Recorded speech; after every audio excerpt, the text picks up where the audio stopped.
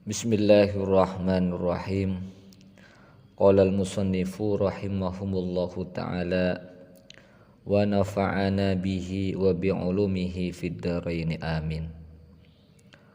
Wal maqalatu tsaniyatuh qala an-nabiyyu alaihi salam alaikum bimujalasatil ulama'i ayil 'amilina wastima'i kalamil hukama'i ayil alimina bizatillahi ta'ala al-musibina fi aqwalihim wa af'alihim fa inna Allah ta'ala yuhyil qalbal mayyita binuril hikmati ayil ilmin nafi'i kama yuhyil ardal mayyitata bima'il matari. Wal maqalatu tsaniyatu, adapun maqalah as-saniyatu yang kedua. Ini terusannya dari bab yang kedua, yaitu babus sunai. Babus sunai itu adalah bab yang maqalahnya berisikan dua kata. Sekarang lanjutannya yaitu sampai pada maqalah yang kedua. Pertemuan kemarin maqalah yang pertama. Wal maqalah, adapun maqalah atau dawuh as-saniyatu yang kedua. Itu qalan nabiyyu alaihi salam. Qalan dawuh an-nabiyyu sinten Kanjeng Nabi alaihi salam. Dawuhnya pada lafaz alaikum bimujalasatil ulama. Alaikum, menetapilah kalian semua bimujalasatil ulama'i, dengan duduk bersama ulama. Ulama yang gimana? Ail amilina, yakni ulama yang mengamalkan ilmunya. Yang pasti ini adalah ulama akhirat, sebagaimana yang dibagi oleh Imam Ghazali dalam kitab Ihya-nya. Ulama itu ada dua, ada ulama akhirat, ada ulama dunia atau ulama su. Yang pasti yang disuruh oleh Kanjeng Nabi untuk duduk bersama dengan ulama adalah ulama akhirat, ulama yang orientasinya adalah akhirat. Kalau ulama su atau ulama dunia, ulama yang orientasinya selalu dunia, sehingga itu harus dijauhkan. Nah, ini dawuh yang sekarang ini yang dimaksud dengan ulama, yaitu ulama yang orientasinya akhirat, ulama ul akhirah. Wastima'i kalamil hukama'i, dan mendengarkan petuah-petuah ulama yang ahli zat Allah. Ayyakni al-alimina, orang yang mengetahui bizatillahi, dengan zat Allah Ta'ala. Maksudnya mengetahui dengan ilmu, bukan dengan tatap, dengan kelihatan mata, bukan. Maksudnya ulama yang mengetahui zat Allah, yaitu ulama yang ahli akidah, ulama yang bisa menerangkan ilmu tentang zat Allah, itu namanya al-hukama. Bukan ulama yang melihat Allah, bukan, tapi ulama yang mengetahui dengan ilmunya mengenai zat-zat Allah, itu namanya al-hukama. Al-musibina, yang benar, fi aqwalihim, di dalam beberapa ucapannya hukama, wa af'alihim, dan beberapa perbuatannya hukama atau ulama. Fa innallaha, karena sesungguhnya Allah Ta'ala maha luhur sinten Allah, yuhyi, itu menghidupkan sinten Allah, al-qalba, pada hati, al-mayyitah, yang mati atau yang keras, menghidupkan binuril hikmati, dengan cahaya ilmu manfaat, ail ilmin nafi'i, yakni ilmu yang bermanfaat. Kama, sebagaimana, yuhyi, menghidupkan sinten Allah, al-ardha, pada bumi, al-maitata, yang gersang, menghidupkan bima'il matari, dengan air hujan, bima'il matari, dengan air hujan. Wa fi riwayat Tabrani, dan itu tetap di dalam riwayat Tabrani, an Abi Hanifah, dari Imam Abi Hanifah, adapun jalisul kubara. Dawuh jalisul kubara. Jalisu, duduklah kalian semua, al-kubara'a, pada beberapa ulama yang mengetahui hukum Allah dan mengetahui zat Allah. Nanti ada keterangan tentang kubara. Saya makna kubara dulu aja. Al-kubara, pada ulama kubara. Wasailu, dan bertanyalah siapa kalian semua, al-ulama'a, pada ulama. Wa khalitu, dan bergaulah siapa kalian, al-hukama'a, pada beberapa ulama atau hukama. Wa fi riwayatin, itu tetap di dalam satu riwayat, jalis al-ulama. Adapun tahu jalis al-ulama, jalis, duduklah siapa kamu, al-ulama'ah, pada ulama. Wasohib, dan bertemanlah siapa kalian, al-hukama'ah, pada beberapa hukama. Nanti definisinya diterangkan di teks selanjutnya. Wa khalid, dan bergaulah siapa kalian, al-kubara, pada kubara. Ya ulama juga. Lama kolah yang kedua di sini tuntunan, anjuran dari Kanjeng Nabi untuk selalu bergaul dengan ulama, berduduk satu majlis dengan ulama, dan mendengarkan pituah-pituahnya ulama, yang hal ini adalah hukama. Karena dengan duduk bersama ulama, bergaul dengan ulama, Allah menghidupkan hati kita yang keras.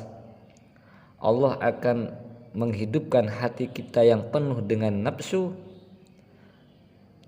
dihidupkan dengan nuril hikmah, dengan cahaya ilmu yang manfaat. Yang hal itu, ilmu manfaat tersebut terdapat pada diri ulama. Sehingga ketika kita merasa hati kita keras, merasa hati kita mati, maka sowanlah kepada ulama. Karena ulama itu warasatul anbiya, pewaris para nabi. Dan pada ulama lah ilmu an-nafi itu dititipkan.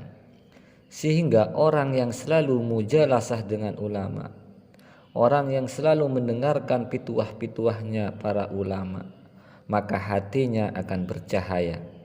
Maka hatinya yang tadinya mati akan dihidupkan oleh Allah binuril hikmah, dengan cahaya ilmu yang manfaat. Sebagaimana Allah menghidupkan bumi yang gersang dengan air hujan. Sehingga banyak dari kalangan-kalangan santri yang melihat kiainya, cukup melihat saja wajahnya itu sudah mengingatkan pada akhirat. Jadi ciri-ciri ulama, ciri-ciri tokoh yang ahlullah, itu dengan kita melihat pada ulama, kita melihat kepada tokoh, itu sudah menggambarkan akhirat, sudah mengingatkan diri kita kepada akhirat. Itulah contoh ulama yang ahlillah, ulama akhirat. Ciri-ciri ulama akhirat itu ya ketika kita melihat sudah menggambarkan akhirat, menyejukkan. Yang awalnya hati kita keras, dengan cukup melihat, mendengarkan petuah-petuahnya, hati kita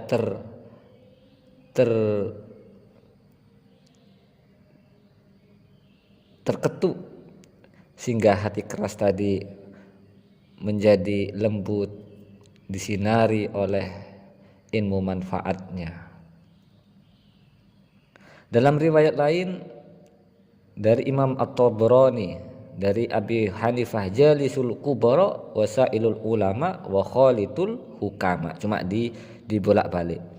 Wa fi riwayatin, dan dalam riwayat lain, jalisil ulama wa sahibil hukama wa khalitil kubara. Ai fa innal ulama, maka sesungguhnya ulama, salah satu aksamin itu terdapat 3 beberapa bagian. Al ulama'u, adapun ulama. Nanti dulu. Fa innal ulama'a, maka sesungguhnya ulama, salah satu aksamin itu 3 beberapa bagian. Al ulama'u, yakni atau berupa ulama, bazal dari salah satu. Al ulama'u, yakni ulama, bi ahkamillahi, dengan mengetahui beberapa hukum Allah. Wahum, adapun ulama yang mengetahui hukum Allah, ashabul fatwa, itu beberapa orang yang mempunyai fatwa, yang hal ini adalah ahli fikih. Jadi ulama bi ahkamillah, ulama yang mengetahui hukum-hukum Allah itu adalah ashabul fatwa. Jadi ulama yang mempunyai kemampuan untuk berfatwa, yang hal ini dikenal dengan ahli fikih. Wal ulama'u, dan yang kedua, wal ulama'u, ulama bizatillahi, dengan zatnya Allah fakot saja. Ulama yang kedua adalah ulama yang mengetahui dengan ilmunya zat Allah. Wahum, adapun ulama bizatillahi al hukama'u, itu hukama, ulama hukama. Jadi ulama yang mempunyai gelar hukama itu adalah ulama yang dengan ilmunya mengetahui, bisa menerangkan perihal zat-zat Allah. Itu namanya hukama. Yang hal ini dikenal dengan ulama yang ahli akidah, yaitu ahli akidah, yaitu ilmu yang mengetahui sifat Allah, yang mengetahui zat-zat Allah. Itu pembagian yang kedua. Fafi mudakhalatihim, maka itu tetap di dalam sowan terhadap ulama, tahdibun, adapun membersihkan, tahdibun, adapun membersihkan, lil akhlaki, terhadap akhlak. Sowan kepada ulama, bermajelis kepada ulama, mendengarkan petuah-petuah dauhnya ulama, itu dapat membersihkan akhlak kita, dapat membersihkan hati kita, dapat menerangi hati kita yang gelap, dapat menghidupkan hati kita yang mati. Kenapa? Li'annahum, karena sesungguhnya ulama, asyraqat, itu bersinar, qulubuhum, apa beberapa hatinya ulama, bima'rifatillahi, sebab mengetahui Allah. Wa asyraqat, dan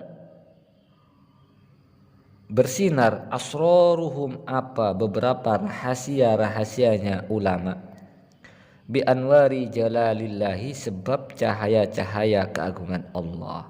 Lah inilah penyebab ulama itu mempunyai nilai ketika disowani, ketika diperdengarkan petuah-petuahnya, itu dapat menghidupkan hati yang mati, dapat menyinari hati yang gelap. Itu disebabkan karena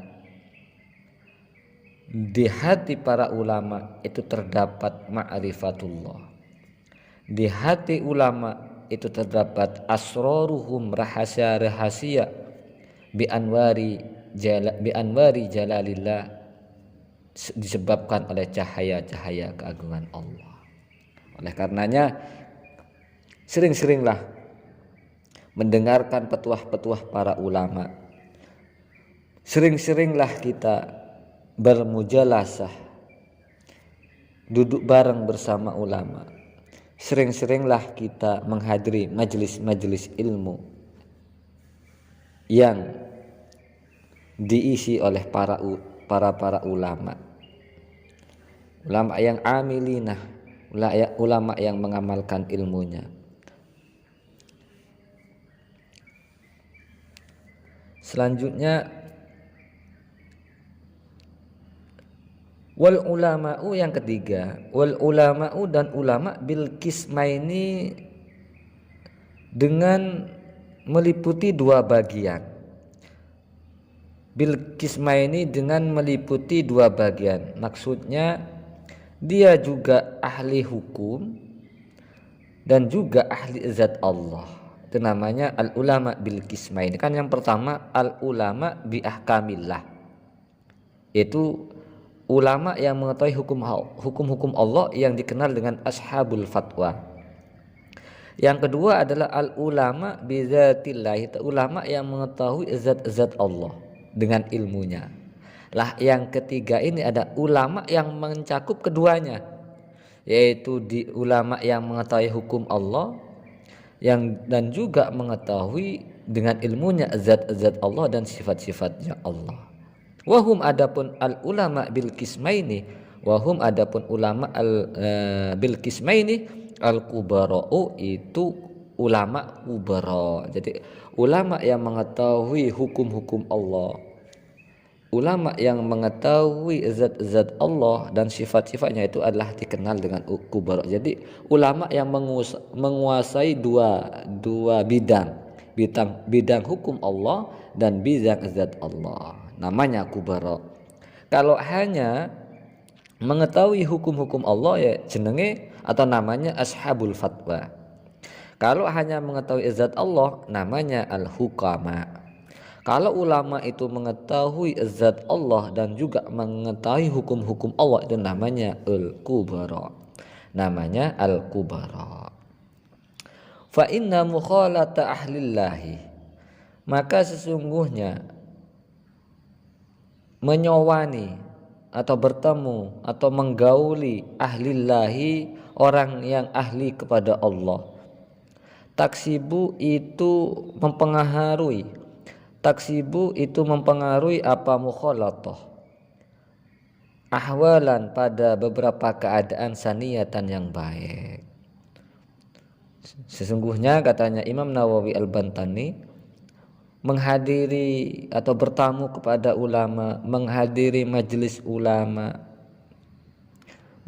mendengarkan petuah-petuahnya, itu taksibu ahwalan saniyatan, itu bisa menyebabkan, memberikan dampak kepada keadaan tingkah saniyatan yang baik. Sehingga anjuran Kanjeng Nabi atau perintah Kanjeng Nabi, sering-seringlah kita mujalasah dengan ulama, sering-seringlah kita mendengarkan petuah-petuah para ulama. Insya Allah hati kita akan hidup, insya Allah hati kita yang gelap akan bersinar, sebagaimana Allah menghidupkan bumi yang mati atau bumi yang gersang dengan air hujan. Wan naf'u, adapun manfaat, bil lafdi, dengan bertemu. Wan naf'u, adapun manfaat, bil lafdi, dengan melihat. Fauqon naf'i, itu lebih bermanfaat, bil lafdi, dengan dawuh, dengan ucapan.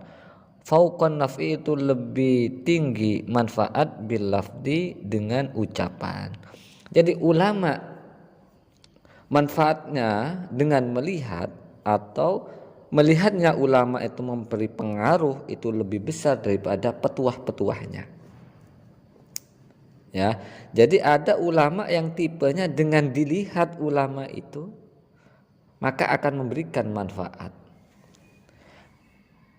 Ada ulama yang memberi manfaatnya dengan dawuh-dawuhnya, dengan ucapan-ucapannya. Lah katanya Imam Nawawi Al-Bantani, ulama yang memberi manfaat dengan melihat itu lebih tinggi daripada manfaat dengan dawuh-dawuhnya. Sehingga faman, maka adapun seseorang, nafa'aka, itu memberi manfaat kepadamu, lahduhu, lahdotun, lahduhu, itu keliru. Faman, maka adapun seseorang, nafa'aka, itu memberi manfaat kepadamu, lahduhu, apa? Melihatnya ulama. Nafa'aka, maka memberikan manfaat kepadamu lafzuhu, apa petuahnya ulama. Nah, ini Imam Nawawi melanjutkan, orang yang mendapatkan manfaat dengan dilihat oleh ulama atau melihat ulama itu lebih bermanfaat daripada dawuh-dawuhnya. Waman, adapun seseorang tidak mendapatkan manfaat dengan melihat atau dilihatnya, fala, maka dia tidak akan mendapat manfaat dari petuah-petuahnya. Jadi ada tipe ulama yang paling tinggi itu adalah ulama dengan melihatnya sudah mendapatkan kecipratan. Dengan melihatnya sudah mendapatkan manfaat dari ulama tersebut. Itu tipe yang paling tinggi. Sehingga dulu sering Kanjeng Nabi berkeliling cuma hanya sekedar melihat umatnya. Karena dengan dilihat oleh Kanjeng Nabi, umat yang dilihat itu akan mendapatkan manfaatnya. Kalau orang sudah merasa sudah bisa mendapatkan manfaat dengan melihatnya, maka dia pasti akan dapat manfaat dari petuah-petuahnya. Faman, maka adapun seseorang.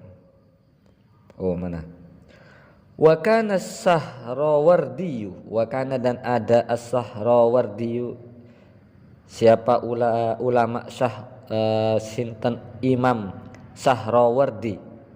Yatufu, itu berkeliling siapa as-Sahrawardiyu fi ba'di Masjidil Khaifi, di dalam sebagian Masjid Khaif biminan, di dalam kota Mina.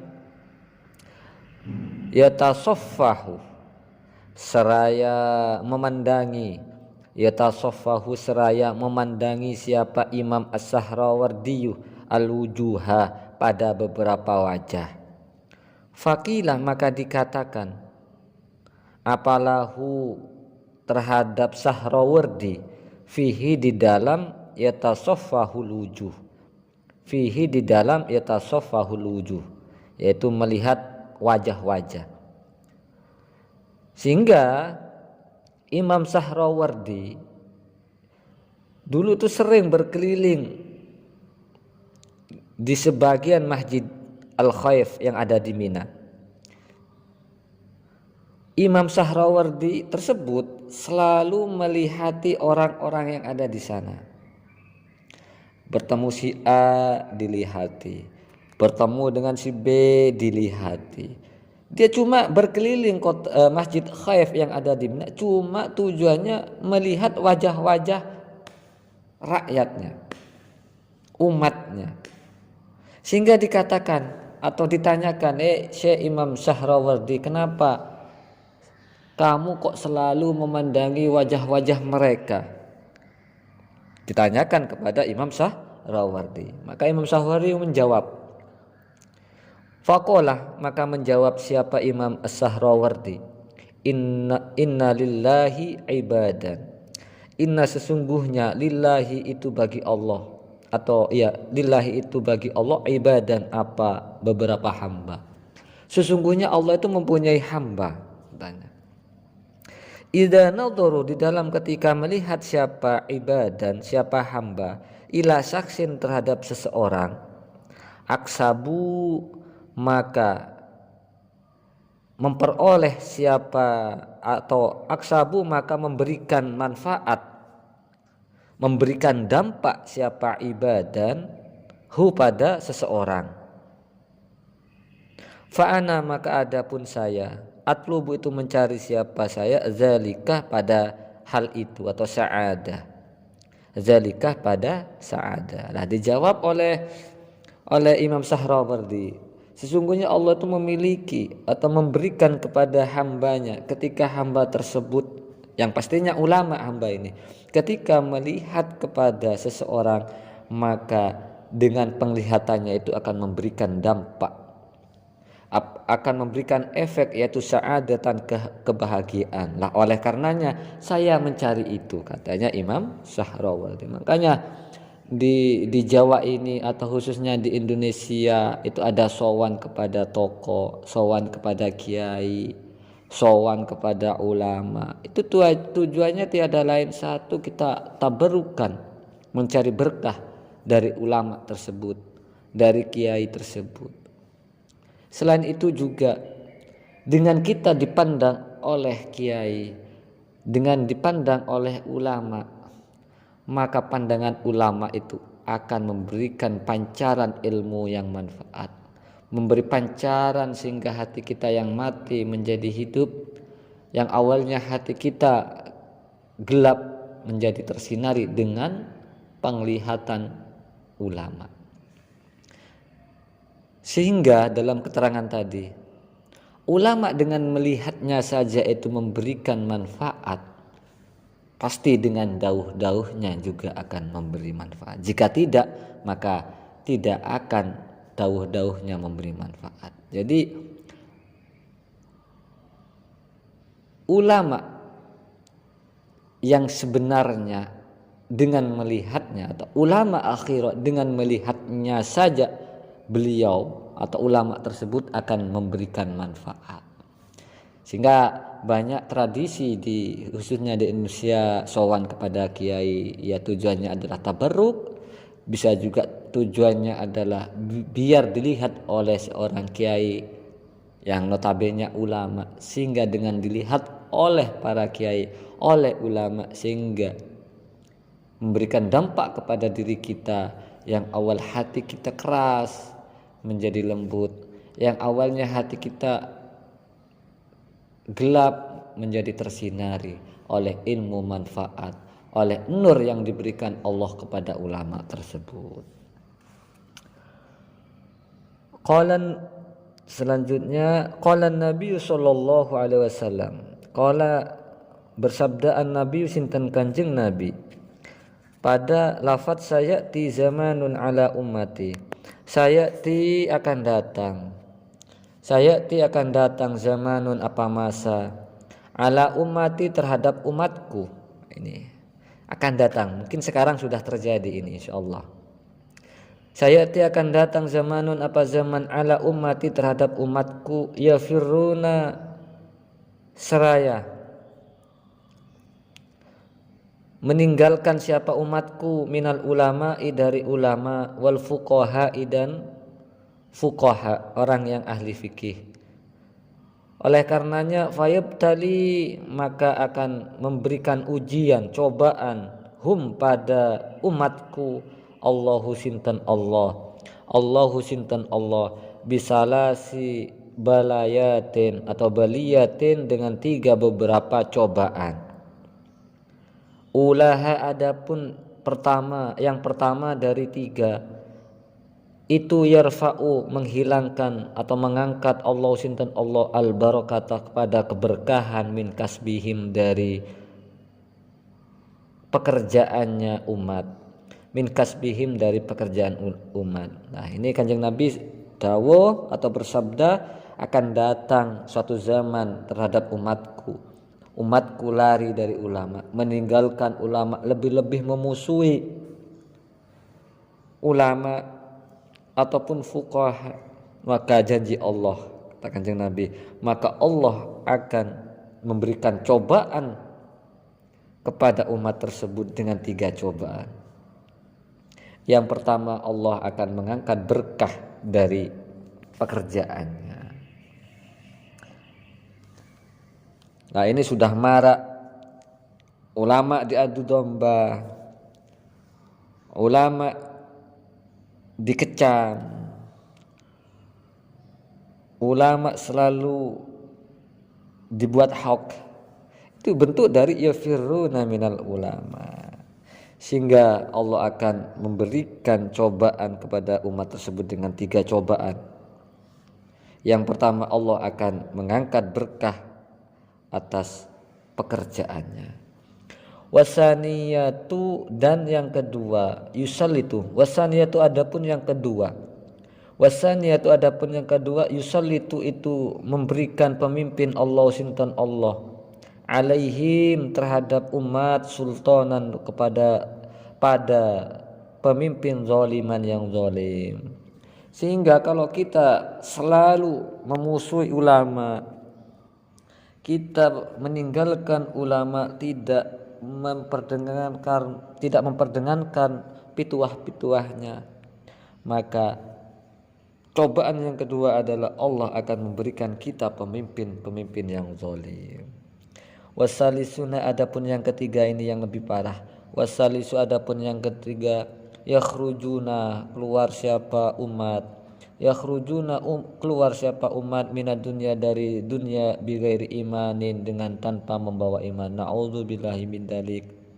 Yang nomor tiga ini paling pedih. Yakhrujuna, keluar siapa umat, minad dunya, dari dunia, bighairi imanin, dengan tanpa membawa iman. Na'udzubillahi min dzalik. Ya Allah biha, ya Allah biha, ya Allah bisnil khatimah. Ya Allah biha, ya Allah biha, ya Allah bisnil khatimah. Ya Allah biha, ya Allah biha, ya Allah bisnil khatimah. Dengan keterangan ini semoga kita selalu bermujalasah dengan ulama, mendengarkan pituah-pituah ulama, sowan kepada ulama, sehingga kita semuanya mendapatkan hati yang bersinar, hati yang hidup, sehingga mudah untuk menerima kalamullah, kalam-kalamnya Allah. Wal maqalatur rabi'ah.